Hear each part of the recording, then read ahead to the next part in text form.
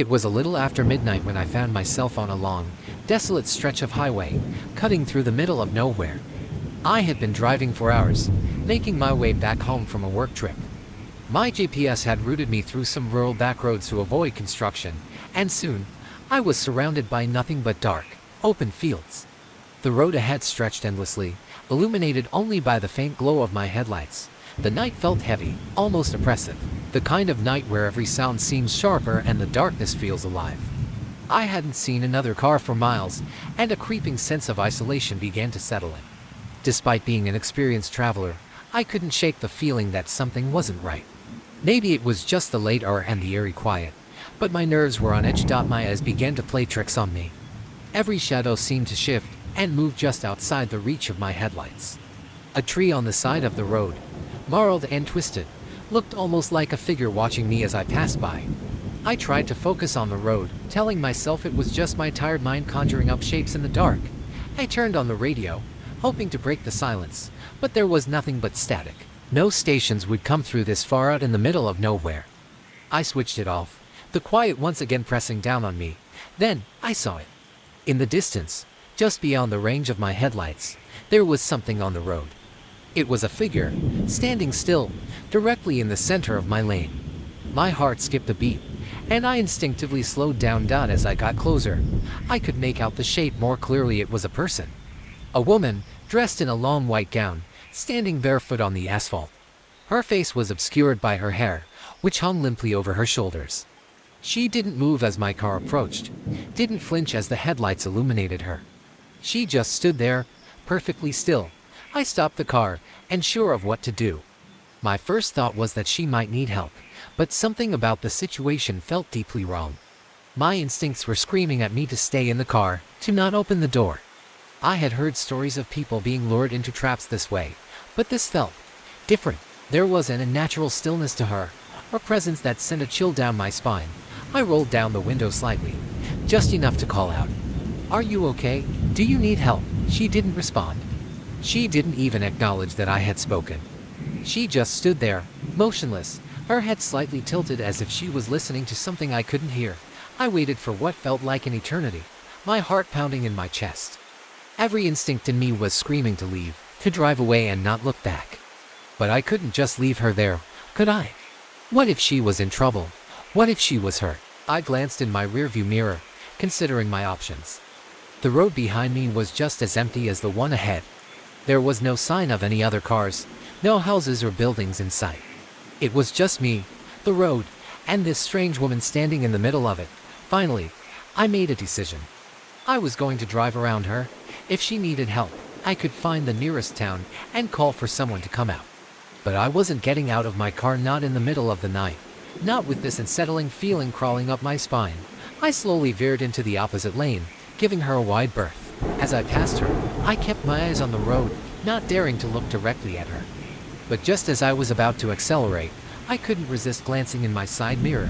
She was gone. My breath caught in my throat. I slammed on the brakes and whipped my head around, scanning the road behind me. There was nothing there, no sign of the woman, no movement, nothing. Just the empty highway stretching out into the darkness. For a moment, I sat there in stunned silence, trying to process what had just happened. Had I imagined it? Had my tired mind conjured up some ghostly figure in the road? But no, I knew what I had seen. She had been there, standing right in front of my car. Suddenly, a deep sense of dread washed over me. I didn't want to stay there any longer. Whatever that was, whoever she was, I didn't want to find out. I pressed down on the gas pedal and sped away, my hands gripping the steering wheel tightly. The rest of the drive passed in a blur. I kept checking my mirrors, half expecting to see her standing in the road behind me again, but there was nothing.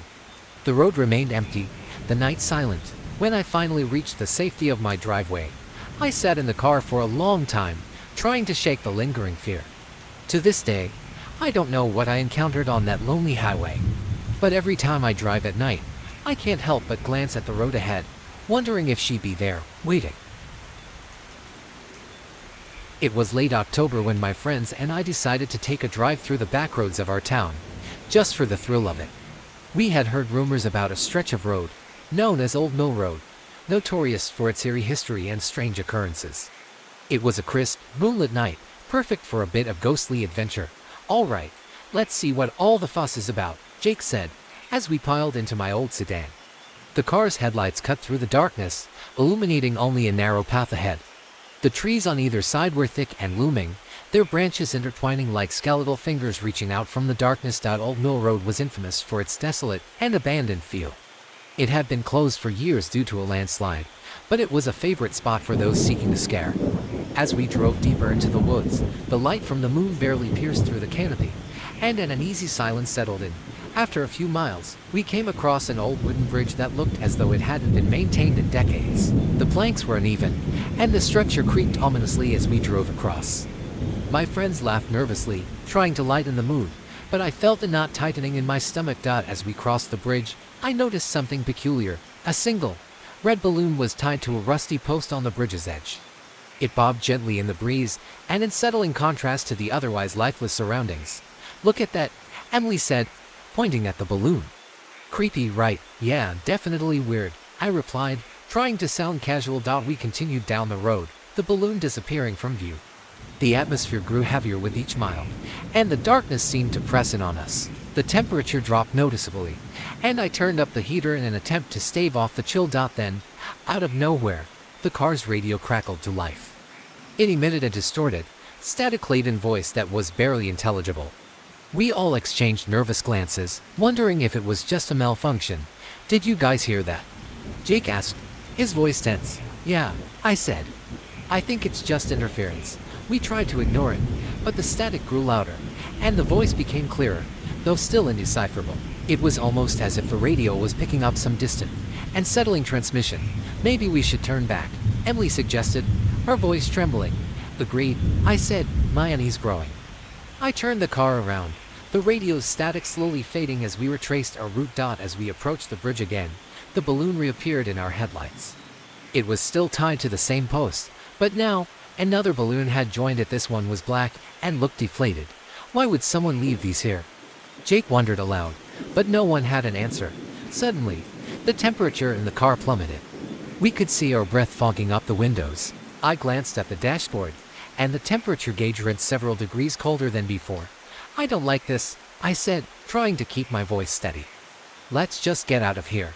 We sped up, eager to leave the unsettling stretch of road behind. But as we did, I noticed something in the rearview mirror. A shadowy figure seemed to be standing on the bridge, watching us as we drove away. The figure was tall and indistinct, blending into the darkness. "Did anyone else see that?" I asked, my voice barely a whisper. "Yeah, I saw it too," Emily said, her face pale. We drove in silence, the tension thick in the car. When we finally emerged from the wooded area and into the safety of the well-lit streets, we breathed a collective sigh of relief. "That was something," Jake said, trying to sound nonchalant. "Yeah," I agreed, though I couldn't shake the eerie feeling. "Let's never go back there." We talked about the experience the rest of the night, trying to make sense of what we had seen and heard.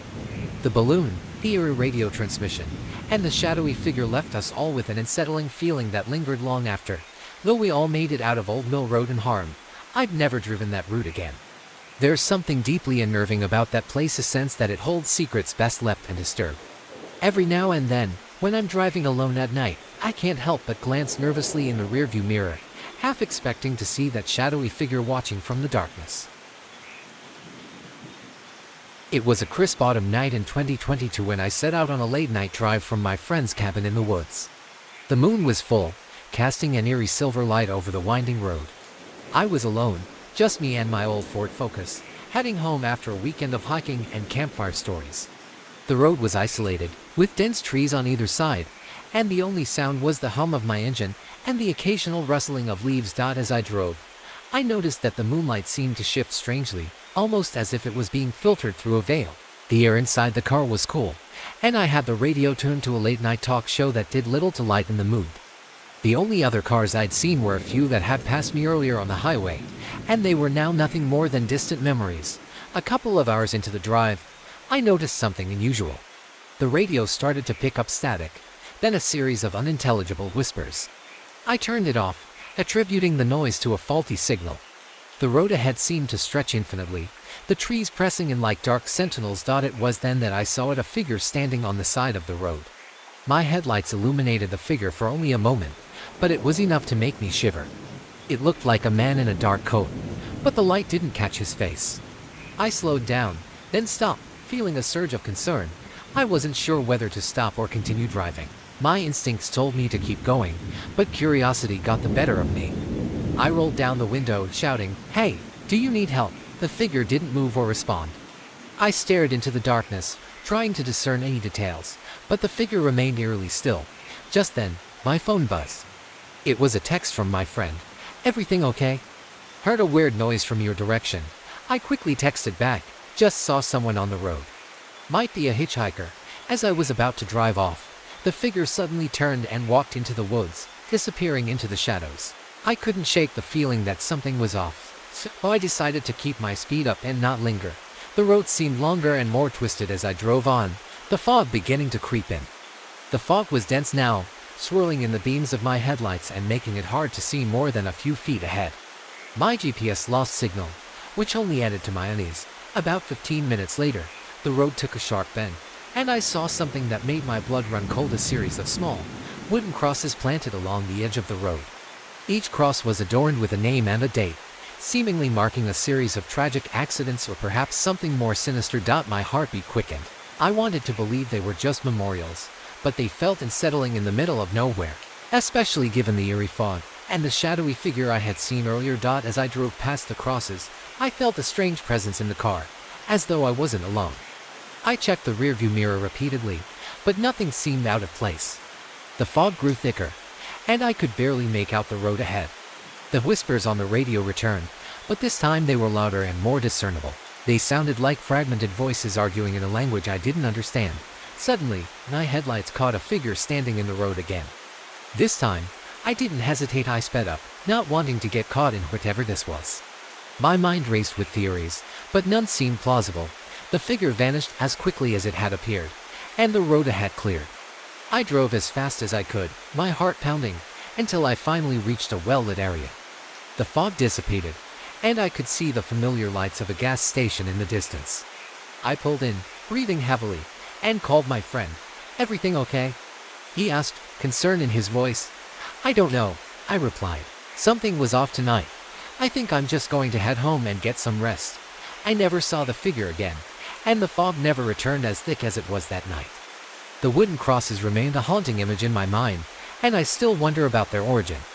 I told my friend about the crosses and the figure, but they insisted it was probably just a local prank or a strange coincidence. To this day, I avoid driving late at night alone if I can help it.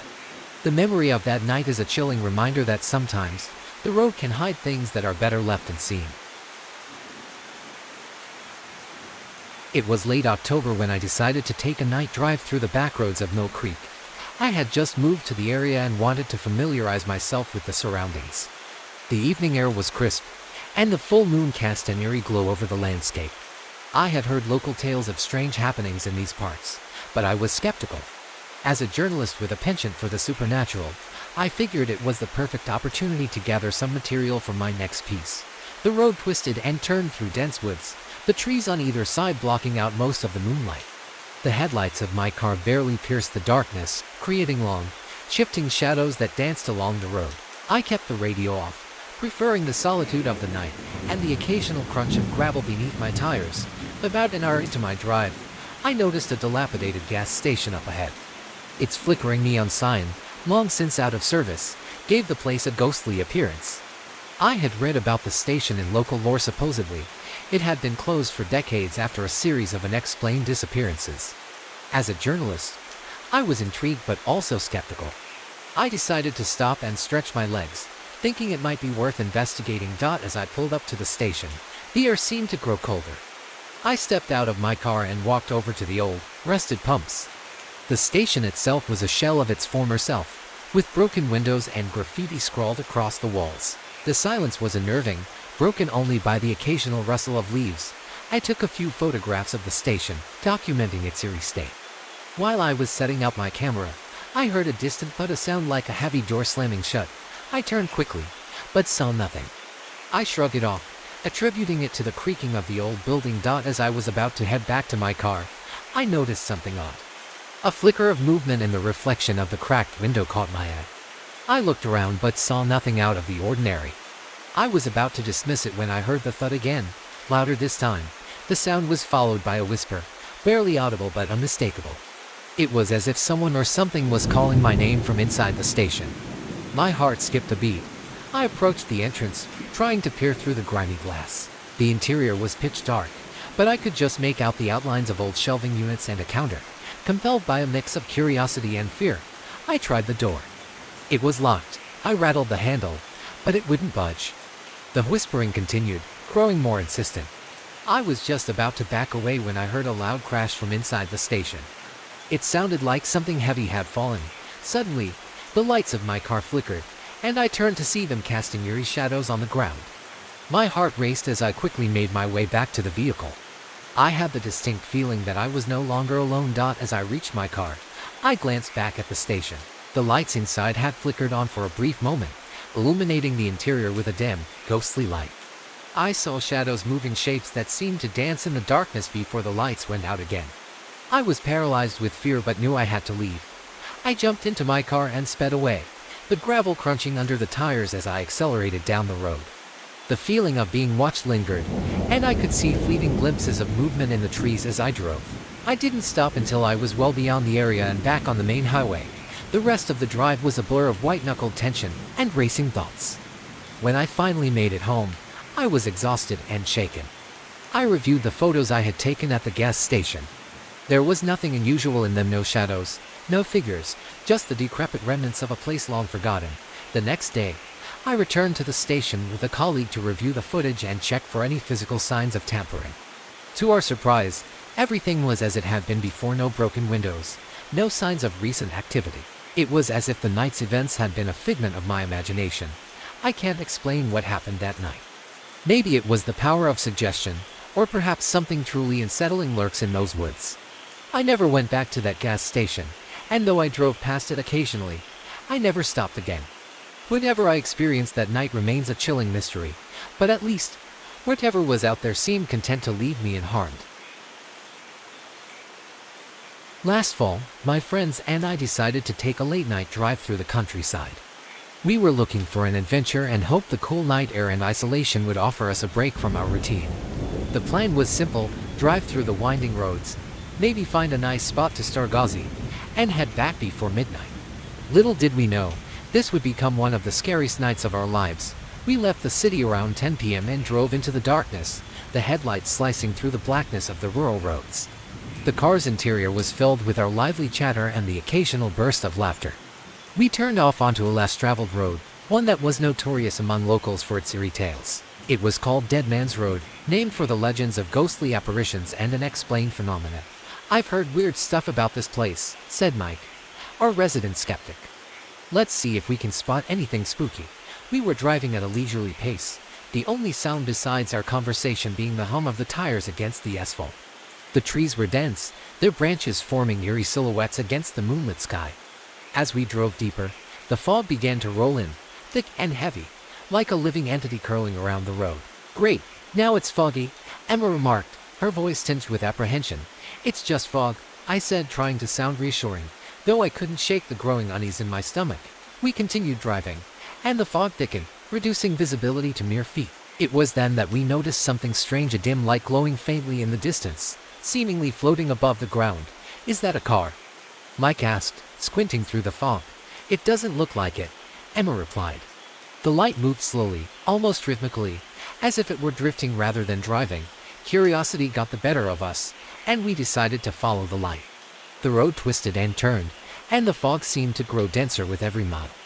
The light remained ahead of us, always at the edge of our visibility but never quite disappearing. After what felt like an eternity, we came upon a small, decrepit house on the side of the road. The light seemed to be emanating from inside. It was a ramshackle structure with peeling paint and broken windows. The front door was ajar, and a single lantern hung from a hook beside it, swaying gently as though it had been disturbed recently. "Should we check it out?" Mike asked, his excitement mingled with a hint of apprehension. "Let's not," I said, feeling a growing sense of dread. "It doesn't look like anyone's been here for years." Emma and Mike exchanged glances but agreed to stay in the car. I was relieved. The house had an unsettling presence, as if it were watching us. The fog around it seemed to pulse and writhe, adding to the eerie atmosphere. As we prepared to leave, I glanced back at the house. To my horror, the lantern's light had gone out, plunging the house into darkness.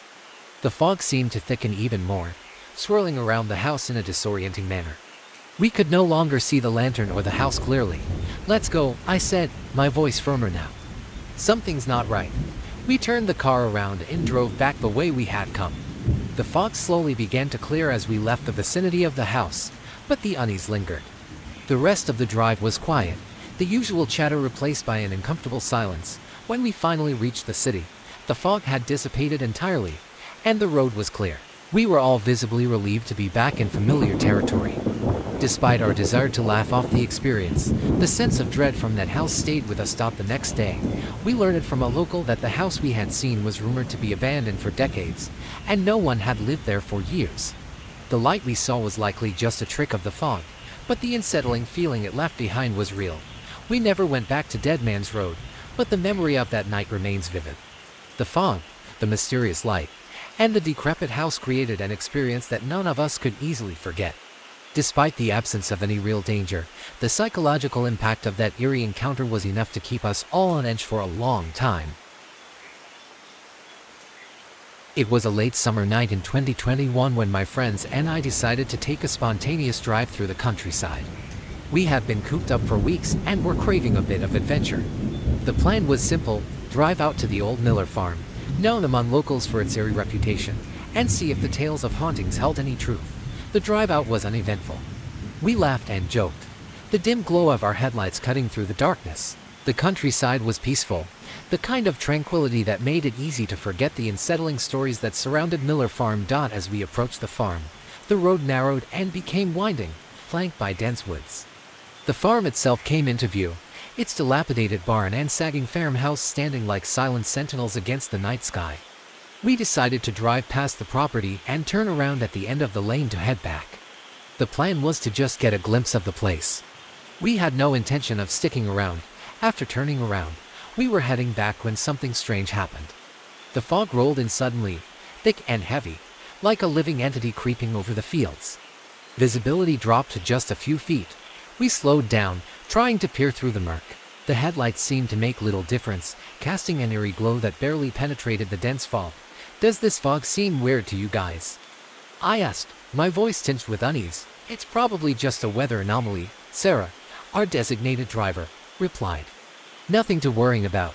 The fog grew thicker as we drove, and that's when we saw it.